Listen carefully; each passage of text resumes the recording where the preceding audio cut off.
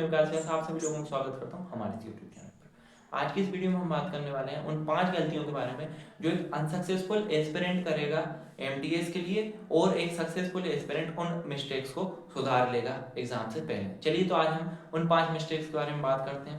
Mistake number 1 है no preparation for section 1। देखिए section 1 जो है, जो कि क्वालिफाइंग है, जिसमें मैथ्स और रीजनिंग आती है, लेकिन बहुत सारे बच्चे ऐसे होते हैं जो सेक्शन 1 की बिल्कुल ही प्रिपरेशन नहीं करते हैं। तो भाई आपको बिल्कुल भी ऐसा नहीं करना है, थोड़ा थोड़ा पढ़ते रहना है। कभी 15 दिन 20 दिन में 2 4 5 सेक्शनल नोट्स देते रहना है कि आप उनको क्वालिफाई भी कर पा रहे हो। इन सब चीज़ों को आपको प्रैक्टिस रखनी। नहीं तो आपने सेक्शन 2 में तो बहुत अच्छे मार्क्स ले आए, लेकिन भाई आपने जो है सेक्शन 1 ही क्वालिफाई नहीं कर पाए, तो आपको काफ़ी ज़्यादा दुख होगा उस चीज़ का। इसलिए सेक्शन 1 को तैयार आपको साथ साथ करते रहे। मिस्टेक नंबर 2 है ओवर डूइंग ऑफ जीके। भाई आप जीके को कितना ही कर लीजिए, जीके में इतने सारे सब्जेक्ट हैं, हिस्ट्री, पॉलिटी, ज्योग्राफी, इकोनॉमिक्स, कि आप इनको जितना ज़्यादा पढ़ते जाओगे, जीके एक ऐसा समंदर है जो कभी ख़त्म नहीं होगा। तो आपको जीके को एक लिमिटेड सोर्सेस तक रखना है। मैंने एक जीके की स्ट्रेटजी की वीडियो बना रखी है, आप उसको भी देख सकते हैं। आपको अगर नहीं देखना है बिल्कुल मत देखिए, लेकिन आप जो है जीके को काफ़ी ज़्यादा मत पढ़िए। लिमिटेड टॉपिक्स रखिए कि भाई अगर मैं स्टैटिक जीके भी पढ़ूंगा तो एक लिमिटेड वेटेज तक ही पढ़ूंगा। ऐसा नहीं होना चाहिए कि आप काफ़ी ज़्यादा जीके पढ़ रहे हैं, जिससे कि आप बहुत ज़्यादा जीके पढ़ भी लेंगे और आपके मार्क्स भी इंप्रूव नहीं होंगे।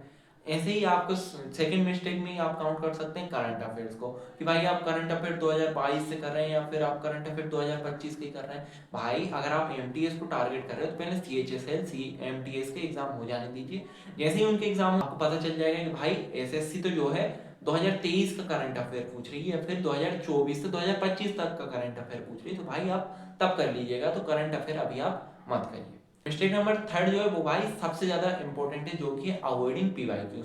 बहुत सारे स्टूडेंट्स को मैंने देखा है कि जो है पीवाईक्यूज बिल्कुल ही नहीं लगाते हैं। भाई इससे क्या है, एसएससी का मतलब ही है पीवाईक्यूज मतलब ब्रह्मास्त्र। अगर आपके पीवाईक्यूज पर कमांड है तो आपके 85 to 90% मार्क्स आने से कोई नहीं रोक सकता है। एसएससी जो है बहुत सारे क्वेश्चंस रिपीट करेगा। अगर आप पिछले 5 साल के क्वेश्चन एमटीएस को उठाकर देखोगे तो 80 to 90% क्वेश्चंस आपको सिमिलर मिलेंगे, सेम बेस में मिलेंगे कि भाई बहुत सारे क्वेश्चंस एमटीएस या एसएससी रिपीट करता है। तो आपको जो है बहुत ज्यादा प्रैक्टिस जो करनी है वो आपको पीवाईक्यूज पर करनी है। ठीक है, तो पीवाईक्यूज पर कमांड मतलब सिलेक्शन, तो पीवाईक्यूज अच्छे तो सिलेक्शन आपका कोई नहीं रोक सकता। मिस्टेक नंबर 4 जो है वो है कि अवॉइडिंग रिवीजन्स। भाई मैंने बहुत सारे स्टूडेंट्स ऐसे देखे हैं जो रिवीजन बिल्कुल भी नहीं करते हैं। उनको जो बस ये चीज से मतलब है कि भाई मैंने इतनी बुक्स निपटा दी, भाई मैंने इतने क्वेश्चंस लगा लिए, लेकिन भाई रिवीजन का कुछ वो नहीं है। ऐसे बोल रहे हैं कि हमने जो है ब्लैक बुक कंप्लीट कर ली, फिर हम दूसरी बुक की तरफ जाएंगे, भाई मैंने ये बुक किरण भी कंप्लीट कर ली।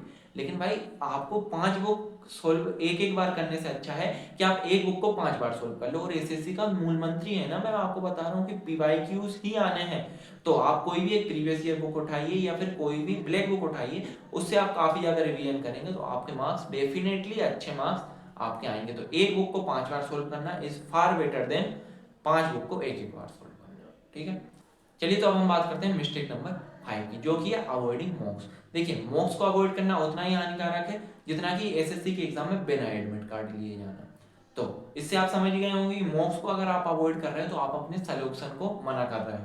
तो उसके लिए आपको मॉक्स पर डे, आज से 90 डेज बचे तो आपको 90 डेज में मिनिमम 90 मॉक्स तो आपको देनी है। ऐसा आप टारगेट बना लो कि मैं सेक्शनल मॉक दूंगा, मैं मॉक फुल मॉक दूंगा, 90 मॉक्स तो मुझे मिनिमम बेर मिनिमम 90 मॉक्स तो देनी है। और उसके बाद में बहुत सारे स्टूडेंट्स होंगे जो मॉक्स तो दे देते हैं लेकिन उसका एनालिसिस नहीं करते। भाई मॉक्स देने से ज्यादा इंपॉर्टेंट है मॉक्स का एनालिसिस करना। मॉक्स हम क्यों दे रहे हैं कि अपनी गलतियों से सीखें। तो भाई जितनी आप गलतियां कर रहे हो ना उन सब पे आपको काम करना है। जैसे आपने देख लिया कि भाई मेरे से पैसिव के क्वेश्चन सोल्व नहीं हो रहे, तो फिर आप क्या करोगे, अब आप पैसिव सोल्व करना सीखोगे, आप किसी की टीचर की वीडियो देखोगे, उससे आप पैसिव सोल्व करना स्टार्ट कर दोगे। या आपने देखा कि मेरे से नरेशन नहीं बना है तो नरेशन, या आपने देखा कि मेरे से इकोनॉमिक्स के क्वेश्चन सोल्व नहीं हो तो आप इकोनॉमिक्स के क्वेश्चन सोल्व करोगे। अगर आपको कोई भी स्टेट की वीडियो देखनी है जैसे कि जीके की, तो जीके की स्टेट की वीडियो मैंने डाल दी है।